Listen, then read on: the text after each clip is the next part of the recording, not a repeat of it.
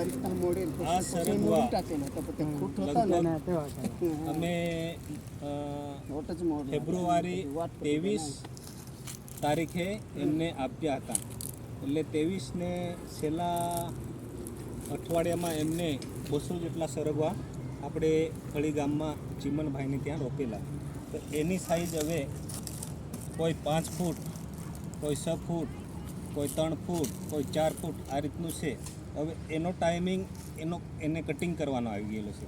તો એમાં શું કરવાનું છે કે હવે આ જે સરગવાની વૃદ્ધિ ડાળો વ્યવસ્થિત ફાટે અને એનો ઘેરાવ વ્યવસ્થિત થાય તો એમાં શીંગો અને એનો ફળ બી વધારેમાં વધારે આવે. એના માટે એને કટિંગ કરી અને માવજત કરીને એને ઘેરાવ કરાવવાનો છે.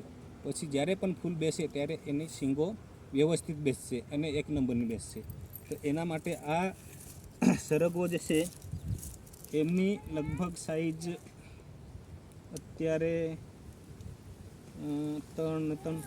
4 ફૂટ જેટલી છે. તો એને અમે 4 ફૂટ જેટલી છે તો એને અમે 2 થી 3 ઇંચ જ કાપીશું. કારણ કે આ એને ડાળ ઘણી બધી છે તો એને થોડું કટિંગ કરવાથી એની ડાળો વધશે ને એનો ઘેરાવ પણ સારો થશે. તો એના માટે કાંતિભાઈ આ જે ખરું ને આપણે આ ડાકલીના અહીંયા આપણે એનો